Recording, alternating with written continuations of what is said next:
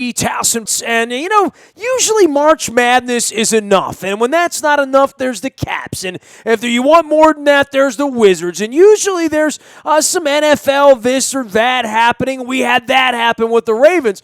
But, this World Baseball Classic thing has kind of crept up upon us. And certainly if you're an Orioles fan, if you've been up late at night, and I can't say that everybody was up at 2 o'clock in the morning when Adam Jones was robbing Manny Machado of a home run out in right center field at Petco Park. I am wearing, Luke, I know you're not watching on the internet, but many are on Facebook Live as well as YouTube on our live stream. I'm wearing my Padres throwback. I saw plenty of gold and brown and red. I'm wearing my Tony Gwynn throwback that I bought on the 30-30 tour that I know you're familiar with.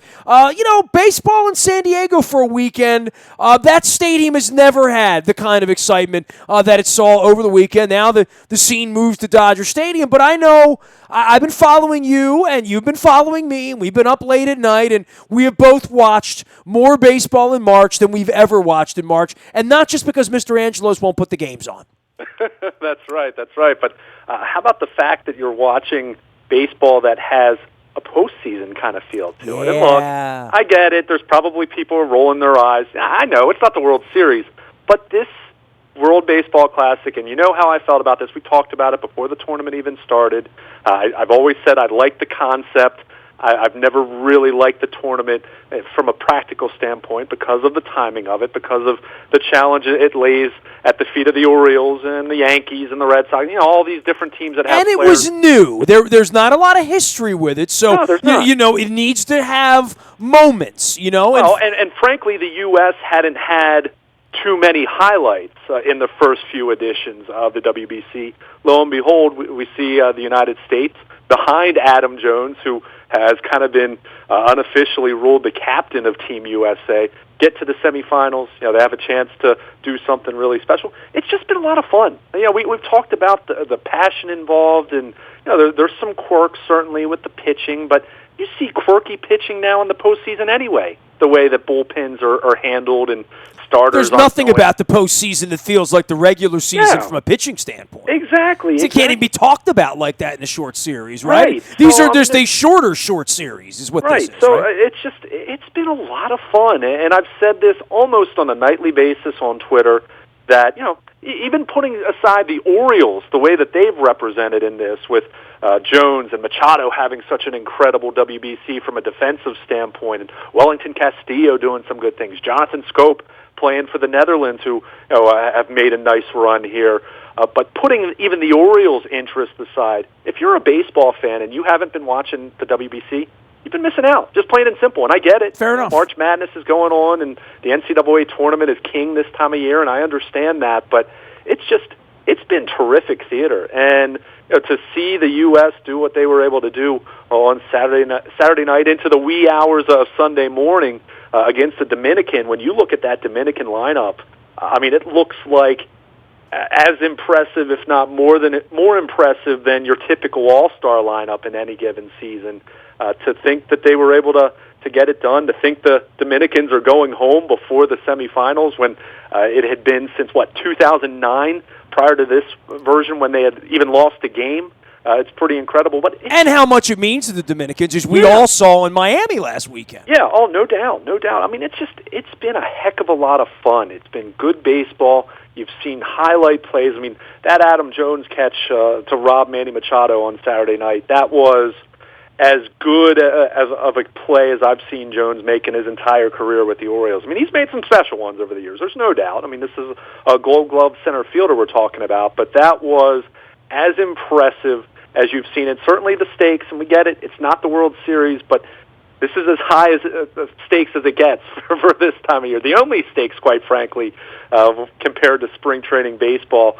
And to see that, and it was amazing, Nestor, when he made the catch, I was out of the room, and I just heard the crowd reaction on the TV, and I ran back, hit my DVR, and I saw it, because when I heard the crowd reaction, I thought someone hit a home run. Dude, I'm not going to lie to you. At 1:05 in the morning, I rolled over. My cat was laying next to me. My wife was laying in the other direction. The remote control was up under the pillow. And at 1:05, I grabbed the remote and I said, Kitty, I'm done. It was the fifth inning. It was like the sixth inning at 105 and I'm like, I don't have it in me on a Saturday night. I mean, it was late, and I woke up to it on my Twitter feed. I mean, that's the beauty of this. So I woke up at 5:36 in the morning, whatever, and there it is, and I'm watching it, and I'm thinking, well, do you really need to see it live? Maybe you do, maybe you don't. I think a lot of Oriole fans saw it on Sunday, right? I mean, they weren't staying up late with the soap opera of the whole thing, and there was plenty of that too. It was a great game. Yeah, I mean, I think relative to what you normally see, even if we're talking the regular season, where the Orioles are playing games that matter, let's say they're on the West Coast, it's August or something along those lines, there were still people tweeting about it at that time. Like I said, I ran into the room because I heard the crowd noise, and I thought, I knew the Dominicans were up. I thought, someone must hit a home run, and I see Jones tipping his cap to Machado, who had an all-time great reaction for his teammate taking it away from him. I mean, it was incredible. And, it's cool to see Adam Jones do this anyway. It's cool to see Manny Machado do this anyway.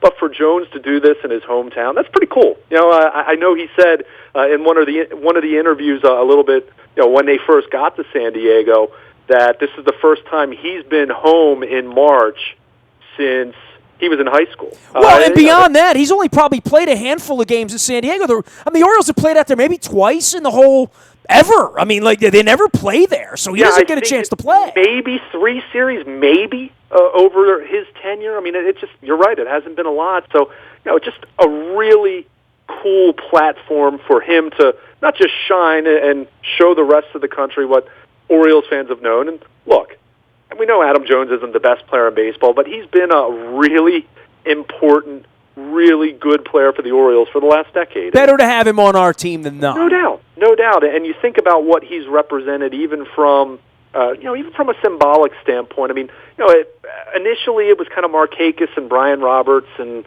Buck came along, and Jones was a couple years into it, this thing. But it's clear that he kind of became the heart and soul of the team. Rough around the edges as he can be, and things he might say from time to time, or certainly the plate discipline. He's not a perfect player, not a perfect person, but he has represented the Orioles quite well for a long time, and cool for him to have this platform. About the only thing to make it better, seeing him play for the Orioles in a World Series, that hasn't happened to this point. Well, you know what? This is where I was going to jump in and say, you say this series feels big league, it feels postseason-y, it feels like it matters to some degree in a way that we roll our eyes and laugh when they tell us the All-Star game matters. Yeah.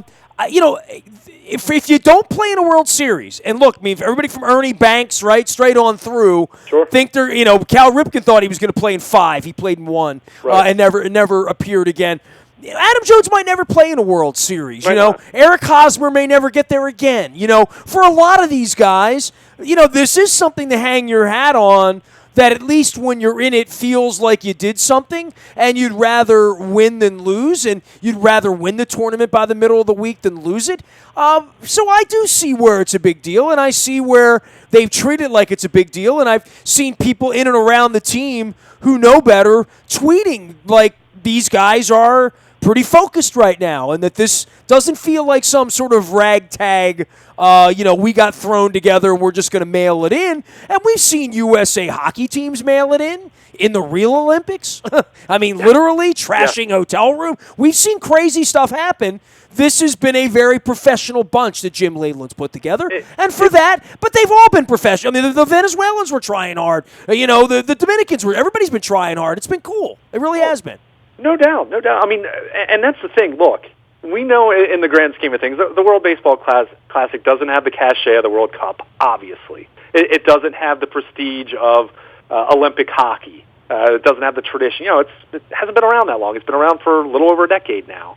And it's flawed by its very nature. We would all say that coming into it, right? Right, but at the same time, watch a couple of these games. If you've taken the time to watch a couple of these games, whether it's the United States or any of these teams, I mean, my goodness, even teams like Israel and Italy, they've cared. You see the passion there, and we know it's a little different than the regular season, 162 games, but you tell me that you watch a couple of these games and that these players aren't all in on it. And we've talked about it. There's clearly an injury risk involved here, and we saw this with Salvador Perez, a little bit earlier in the tournament. Although luckily it looks like it's not a major thing for him with the knee, but you just see these guys the way that they've gone all out. I mean, look at Manny Machado. I mean, the number of great defensive plays he's been able to make. It's clearly a different scale, but it kind of reminds you of what Brooks, just the showcase he had in 1970. Did you see the video get put together of Brooks and of Machado? Have you seen that one? Oh, it's incredible. I mean, the play that Manny made a few nights ago where he was 4 feet, 4 steps in the foul ground and behind the bag, and the throw that he made, and it was a nice play by Santana at first, because the throw was a little offline. I mean, you cut Machado a little bit of slack on the play. It's just incredible. You can go 2 months of baseball in the regular season and not have even a chance to make a play quite that spectacular. And Manny's made 4 or 5 plays that we kind of.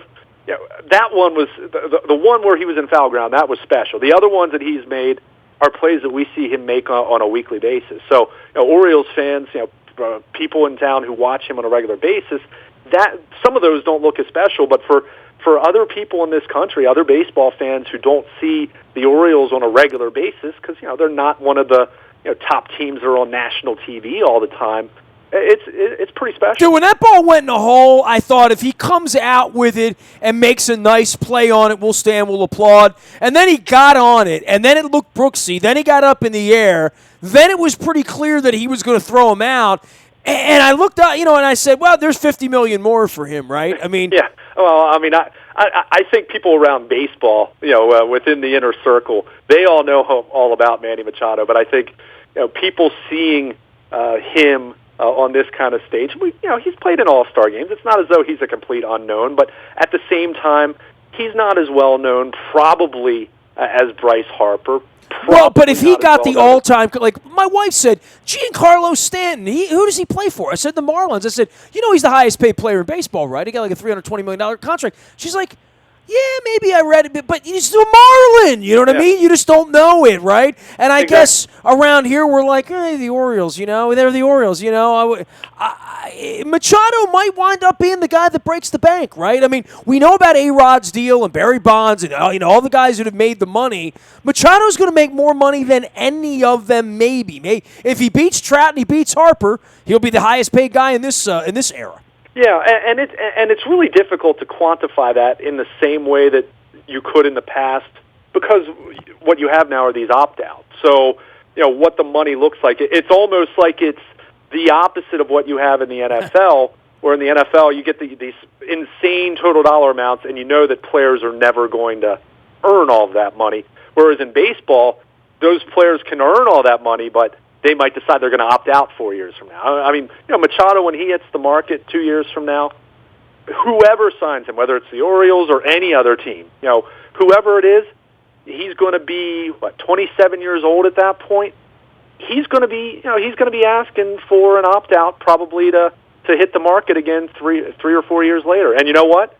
Whoever signs him is going to have to give it to him, because someone will give him that kind of leverage. So the numbers are going to be they're going to be ridiculous, but at the same time, it's not like it's going to. They're going to be deflated, not inflated, right? It's like when A-Rod signed his $252 million contract, 17 years ago at this point, 16 years ago at this point, that was the deal, and certainly got traded. But now it's Machado could sign a $350 million contract, $400 million contract, but the reality is 4 years from now, if he continues to be one of the top 4 or 5 players in baseball, he's going to opt out, and the money's going to look even sillier. So it is incredible. I mean, clearly he's been one of the players that was showcased in this and represented well. And again, he's no secret around baseball, but I think for baseball fans kind of checking this out, cool to see him, cool to see Adam Jones, cool to see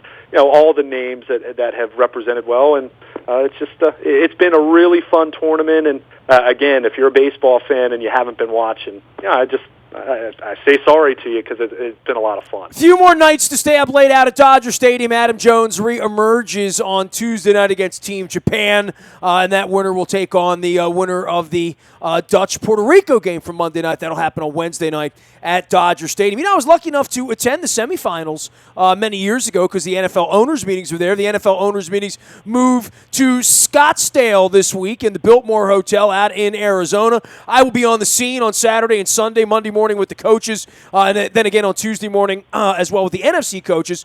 And I'll be doing some spring training baseball. And Luke, as crazy as it is, Adam Jones, Machado, all these guys are going to come back and actually put Orioles uniforms on this weekend.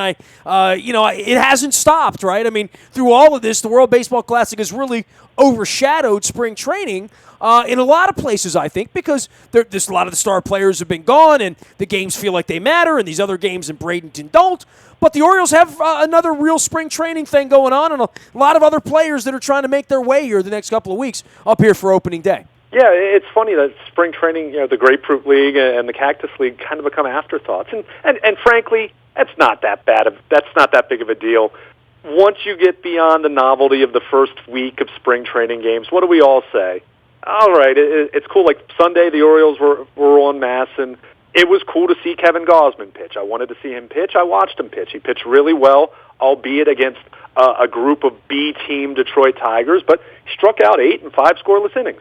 I'll take that. Kevin Gausman looks like he's ready for opening day as the presumed opening day starter, with Chris Tillman obviously not going to be available then. But beyond that, you are just kind of looking at most teams. They have 2 or 3 roster spots up for grabs. I mean, for the Orioles, it's trying to figure out what the reserve outfield's going to look like. Do they have room for Trey Mancini, who's had such a nice spring, but you kind of think, well, this team already has a couple guys who are DH first base types, so can they really fit him on? What happens with Pedro Alvarez? Does he go to the minor leagues because he's on a minor league deal and has an opt-out that basically could allow him to spend a few weeks learning the outfield, seeing if he can be even serviceable out there, which I certainly have my doubts about that. Does someone get hurt in the process? Do they keep Joey Rickard and Craig Gentry, which give them some nice defensive options, some nice options against left-handed pitching, knowing the limitations that Seth Smith and possibly Hyun-Soo Kim have against southpaws? You have all those moving parts, but at the same time, those aren't monumental decisions being made. Those aren't decisions that people are following with bated breath day in and day out. So the World Baseball Classic in that regard has been such a nice platform. And I think probably the biggest adjustment beyond the obvious for the pitchers, and I think that's where you really have to be careful. Some of these pitchers, and look at the United States. I mean, they've had such good pitching across the board. You really do kind of look at the challenge of, all right, how do you ease them up a little bit, but you don't want to slow them down too much because, hey, the regular season starts in 2 weeks. So, I saw Duffy throwing, 75 pitches or whatever it was the other night. And I'm glad that's not Gausman on behalf of the United States. But that being said, Gausman threw a lot of pitches on Sunday, right? I mean, we're getting to that point where you want these guys stretching out 60, 70, 80 pitches, right? Yeah. I mean, it's not at this point. I think there's probably more concern at the beginning of the World Baseball Classic, even though the pitch count is lower in the first round. It's still that.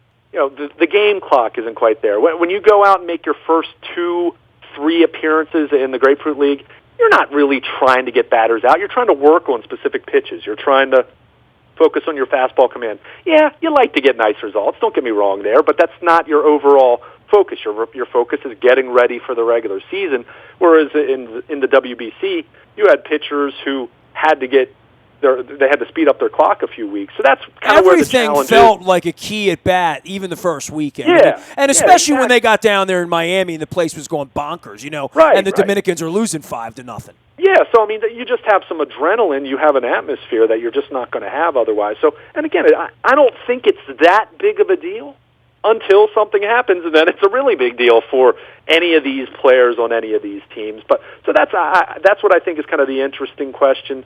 I know Buck talked about this a little bit with obviously Machado and Wellington Castillo expected back in camp in the next day or two, as far as maybe given those, ease the gas pedal a little bit for those two guys, especially Castillo, who's caught a lot of innings in the WBC. Maybe get him a little more rest. But at the same time, you're talking about a new catcher who needs to get up to speed with a pitching staff. So I think that's a fine balance there. And that's the obvious challenge with the WBC. As much as we just spent the last 10 minutes praising that, there are some clear challenges here. And at the end of the day, as much as I love seeing Team USA succeed and see Adam Jones on that platform and seeing Manny Machado do his thing for the Dominicans, I think everyone here in town far more concerned that those guys are contributing to the Orioles having another successful season. And that's what Buck has to kind of massage over the next couple weeks to kind of get them back into a regular routine then when this is all over. He is Luke Jones. He's covering all things baseball, staying up late with the World Baseball Classic. We'll be doing that through the middle of the week and getting ready for opening day a week and a half from now. Luke, I want you to admit publicly that I tried to drag you out to Arizona over the weekend to see Cactus Baseball. Just admit it. And I know you had some other off-the-field things going on, but I am going out to Arizona. You had stuff happening, I know. Yes.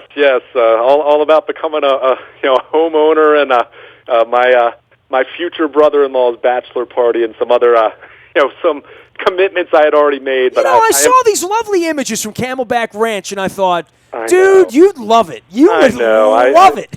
Believe me, part of me is definitely. I had 4 games all lined up, man. I saw some sushi in your future. The stuff that they serve out in Arizona at the baseball games. Well, you'll just have to send me some. You'll have to tweet out some pictures and everything and make me jealous. Oh, dude, that'd be great, man. I'll be eating like corn dogs and stuff. There you go. There's a couple of stadiums I haven't been to. I am going to go check out the Cubs' new ballpark. They're playing the Padres. My dear friend Freddie Ullman's going to join me for that game, so I'm going to do that. I've never been to the little park that the Brewers play, Maryvale it's called. The Oakland A's used to play there, I believe, and I think Milwaukee plays there now. So there's some parks I haven't been to, but I've been to about 8 of them out there. And I know the Cubs, the place they used to be, I think the A's moved into their place. I don't know, but it's lovely. I saw somebody found a snake out there in the Cleveland Indians. I mean, that you got to worry about snakes. It's Arizona. I don't mean to freak you out, but there are snakes there. Yeah, that would be concerning. But the Cubs park out there, I think they have legitimate Chicago deep dish. I think Illuminati's, right? Really? Yeah, and wow. I think I saw John Heyman tweeting about it a couple weeks ago because that's what baseball reporters do in the spring. They tweet about the eats they're having, and I heard it's pretty good. So Illuminati's they have out there. Let me see I heard here. Chicago Cubs spring training menu. 3 new food items on the menu at Sloan Park. This is good, man. We don't do enough of this. They have the Chicago Burger, which is like a burger with pickles on it. It looks like sesame seeds. When I'm a sesame seed guy. They have the mac and cheese dog with bacon and scallions on that. And that's pretty good. So, pretty good. Yeah, and there it is, pizza. Hold on here. The pizza dog. Oh, that's pizza dog. So yeah, I don't know, but you tell me. It looks like. Well, I mean, but here's the thing. It's a pizza dog. It's a dog like surrounded by like mozzarella and salsa or like like tomato sauce. Ugh, that doesn't even look appealing, Luke. Yeah, but no, they have Illuminati's out there. I've read about it. There's a Giordano's and a Lou Malnati's that opened in Arizona. Like they exist in the real world out there, not in the ballpark too. They are in the ballpark too, but they exist there. Is what I'm saying. Yeah. I mean that's. We talk about being bored watching an Orioles game in the spring once it gets to the 7th inning, and you got players wearing number 92, and you're trying to figure out who it is, and the announcers around the league don't know who these players are. So you got to get some good. Oh, I got an update. Let me stop here. I had to read this. You ready? What is in the pizza dog? I described this inaccurately, right? Like I described it, and get your arms around this. A hot dog surrounded by, I thought it was mozzarella cheese and like pizza sauce. Yeah. It's not. Here's what it is. It's an Italian sausage surrounded by provolone cheese with the house-made marinara gravy and the pepperoni. So you got pepperoni, cheese, sausage, marinara. sounds like something I would get at like Squires or Pizza John's or something. That sounds like almost like a calzone, right? Although, I don't know, getting that at a ballpark, I feel like you're going to get a nice helping of heartburn after that. Nothing some old style won't wash down, which I'm sure they serve out there. Right, so I'm going to do some cactus baseball this week. I hope to come back with a little bit of a tan and some stories for you. And now that you've challenged me to make fun of you on the internet, oh, Katie barred the door. I mean, like, now I will go to games just because you're not going, which I feel bad you're not going to Talking Stick because that's my favorite ballpark there. I like them all of them. I've never been to one in Arizona where I'm like, well, this isn't a good place. You know what I mean? Like, and they're different. The Scottsdale ballpark's kind of old school and downtown. This Cubs thing, I'm expecting it to look like, the Taj Mahal, the Yankee Stadium of spring training. Right. I'm expecting that sausage thing to be $15.95 or something, But I'm going to get by this weekend. I'm going to do some baseball. So it's pretty weird that I'm actually going to see my first baseball game before you. That seems unfair. Yeah. The world is on its head. That will not stop me from rubbing it in, though. Oh, I fully expect that. Well, you invited upon yourself. That's okay. I invited you, all expenses paid, and something about I have to paint my condo and drink beer with a friend. But, hey, I understand. That's fine. That's fine. No Arizona, no cactus for you. That's 2 more years. I know. All right, I'll take you 2 years from now. He is Luke Jones. I'm wearing my Padres jersey. Do you and I have baseball fever, you think, a little bit, this World Baseball Classic, keeping both of us up to the wee hours? I absolutely do. I even posted on my Facebook page Saturday night. 2017 WBC better than 2017 NCAA tournament. Hands down. Spoken out loud to a guy that went to 30 ballparks in 30 days and swore off baseball to at least the middle of spring training. So I'm going to make it till Saturday, and then I'm going to be at a ballpark. So coming to a ballpark near you. I'm going to drink beer and eat sausage in your honor, Luke. That's it. And you can do the same to me on opening day when you have a press pass and I don't. There we go. Rub it in. I won't rub it in. Yeah. You just being there is rubbing it in. I mean, come on. It is what it is. He is Luke Jones. He will be there on opening day and every day before then. We're going to get some football into this thing as well. Ravens picking up a cornerback over the weekend. We will talk more about that. Obviously, the Sweet 16 alive. The Terps not alive. That's its own story. And, of course, head coach Barry Trotz joining us for the Bone Marrow Registry at Greenmount Station in Hampstead on Monday. That's good crab cakes. I'm talking a lot about food around here lately. Maybe I'm hungry. I'll get some good Tex-Mex out in Arizona. We are WNST.net, AM 1570, and WNST Towson, Baltimore, and we never stop talking Baltimore sports.